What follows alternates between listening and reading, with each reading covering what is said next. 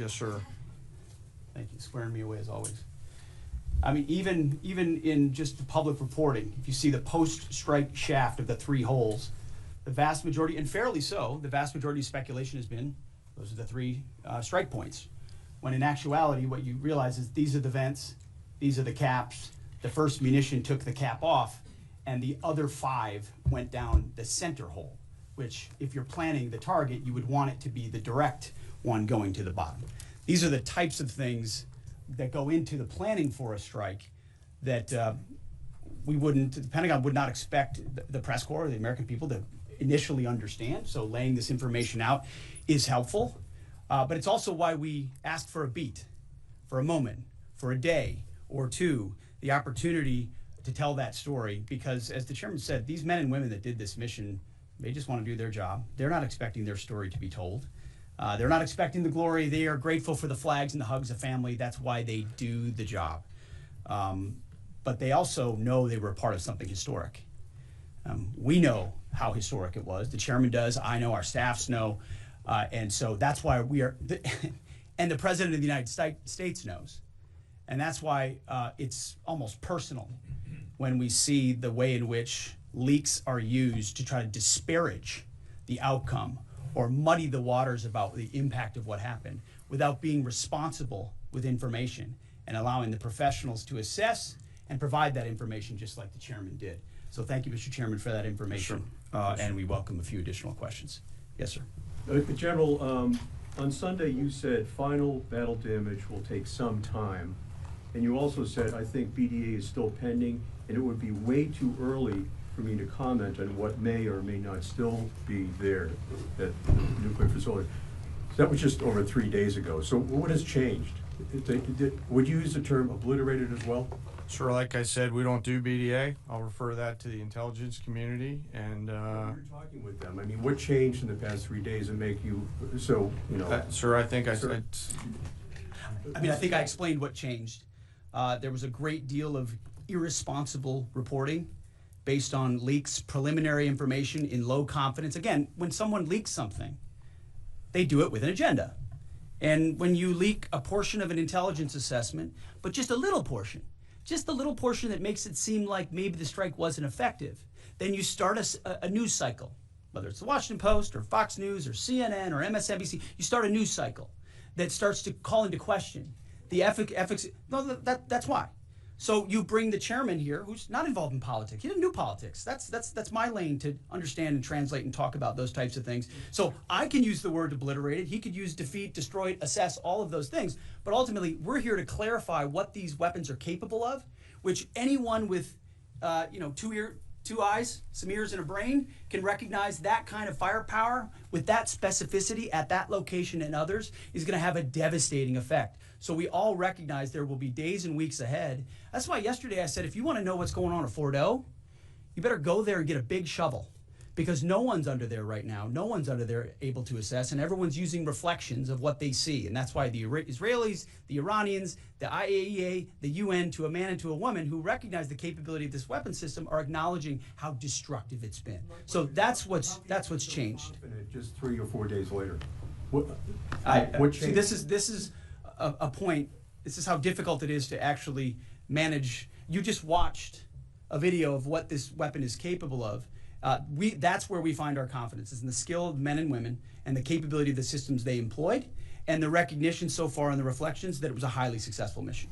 Sure, I think you could, I'd say go out, the IC should be able to help you answer that question. They look at a variety, as the Secretary has alluded to, we look at a variety of things. I don't do that, they do. All different sources of intel, which I'd refer you to them to get clarity on the instance. So again, I go back to the IC, whether it's Director Radcliffe or ODNI Gabbard. I read the statements at the beginning. They're the ones aggregating the intelligence, and they're saying nuclear facilities were destroyed and would have to be rebuilt over a number of years. Facilities were destroyed. What do we got right here? So you cited a body of credible intelligence to suggest the damage at Fort O and other places. What is that referring to, and when can we see it? I was reading from the CIA director's statement, which came out last night. CIA, again, they do the BDA, they do the assessment. CIA can confirm that a body of credible intelligence indicates, it also goes on to say, new intelligence from historically reliable and accurate sources and methods. Now, you can imagine the CIA director is going to be very careful about how he articulates things of that sensitivity. Classified, secret, top secret, compartmentalized. He's going to know things that you're not going to know, that the press isn't going to know, and he's reflecting that the sources he's seeing are highly credible. They've given credible intelligence. They or those processes have given credible intelligence in the past, and that's what he's basing it on. Don't you think we need to see that? Do you have a top secret clearance, sir? Eventually, Okay. the American public wants Yes, to see sir. it. Yes. Yeah, you. I wanted to ask briefly just No, not you. Checkered shirt. Oh, so Mike Glenn with the Washington Times. Yes, sir. Thanks, sir. Anybody who's ever read a Battalion S2 report after a fight knows that it's usually, the initial report is usually wrong, sometimes grossly so. Has what happened in this incident caused y'all to sort of rethink the intelligence process or the dissemination, or do you think it's just a matter, I mean, if the process itself doesn't require any more adjustment? Well, I can tell you what the chairman told me in the Situation Room and reminded us all, which is alongside what you just said, sir, is that the first reports are almost always wrong. They're almost always incomplete, right? Anything, whether it's a squad level operation or a strategic level operation, the initial reflections you get are coming at you at a high rate of speed from a lot of different sources. So your job is to step back and assess them. And that's why we're urging caution about premising entire stories on biased leaks to biased publications trying to make something look bad. How about we take a beat, recognize first the success of our warriors, hold them up, tell their stories, celebrate that, wave an American flag, be proud of what we accomplished. And in the meantime, I can assure you, the chairman and his staff, the intelligence community, our staff and others are doing all the assessments necessary to make sure that mission was indeed successful. Yes, right there. Sir, thank you, Mr. Secretary. Iran has recognized that their nuclear program was indeed severely damaged, but they also said that the U.S. strikes only strengthened their ability and their determination to complete their nuclear program. How do you respond to that, sir? Is that a provocation from Iran? Well, I would say Iran's going to have to say a lot of things right now in order to bolster their image, especially internally. You know, in the media, there's a lot of things they'll say for domestic consumption. But we're watching very closely what they do. Again, that's the intel community. Our job as the chairman, the chairman laid it out so beautifully. Our job is to be prepared. And how proud are you? How proud am I?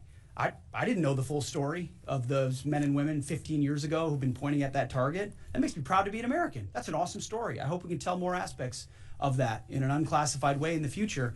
That's a great thing to know. Our job is to be prepared when the commander-in-chief calls based on those assessments. So, of course, our IC, the Intelligence Committee, will keep watching what Iran does and pay attention to that. But the president has created the contours, the opportunity for a deal, for peace, in something that the world said was intractable, that wasn't possible. And we got that peace, that ceasefire, that option, because of strength, because of his willingness to use American military might that no one else on the planet can do, with the kind of planners and operators that the chairman just laid out. Yes, sir. Right there. Yep. Yes, sir. Just a quick question. There's public imagery available saying that highly enriched uranium was moved out of Fordo before the strikes. Is that accurate? Have you seen that? And Mr. Chairman, a question for you. Have you been pressured to change your assessment or give a more rosy intelligence assessment to us by any political factors, whether it's the president or the secretary? And if you were, would you do that? Yeah, that one's easy. No, no, I have not, and no, I would not. My job as the chairman is to offer a range of options to the president and the National Command Authority to deliver the risks associated with each of those, and then take the orders of the National Command Authority and go execute them. I've never been pressured by the president or the secretary to do anything other than tell them exactly what I'm thinking, and that's exactly what I've done. And the highly enriched uranium? There's nothing that I've seen that suggests that we didn't hit exactly what we wanted to hit in those locations. That's not the question, though. It's about highly enriched uranium. Do you have certainty that all the highly enriched uranium was inside the Fordo Mountain, or some of it, because there were satellite photos that showed more than a dozen trucks there 2 days in advance. Are you certain none of that highly enriched uranium was moved? Of course, we're watching every single aspect, but Jennifer, you've been about the worst. The one who misrepresents the most intentionally what the president says. I'm familiar. About the ventilation shafts on Saturday night, and in fact, I was the first to describe the B-2 bombers, the refueling, the entire mission with great accuracy. So I take issue with that. I appreciate you acknowledging that this was the issues. first the most successful mission based on operational security that this department has done since you've been here, and I appreciate that. So Absolutely. we're looking at all aspects of intelligence and making sure we have a sense of what was where. Why not acknowledge the female pilots that also participated in this mission? The early messages that you sent out only congratulated the boys. So when I say something like our boys and bombers, see, this is the kind of thing the press does, right? Of course, the chairman mentioned a female bomber pilot. That's fantastic. She's fantastic. She's a hero. I want more female bomber pilots. I hope the men and women of our country sign up to do such brave and audacious things.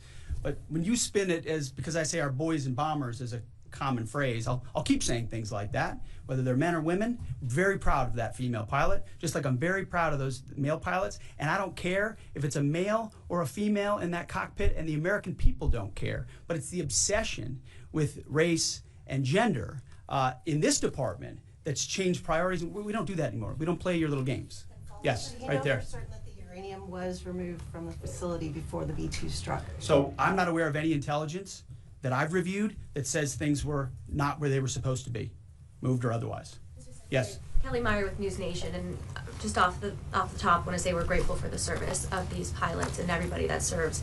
I wanted to ask you, the CIA statement said, when possible, they will provide updates and information to the public for transparency, and I believe that's what we're looking for here. Do you commit to share the Defense Intelligence Agency report when it is ready, so the American people can understand more about the intelligence assessment? Well, actually the report that was discussed, this preliminary report, was what's called a restrike report. So it comes to us to give us an assessment whether a target would need to be restruck, right? That's the reason why. So it's based on internal feedback loop that we're supposed to have access to. Unfortunately, someone took advantage of that.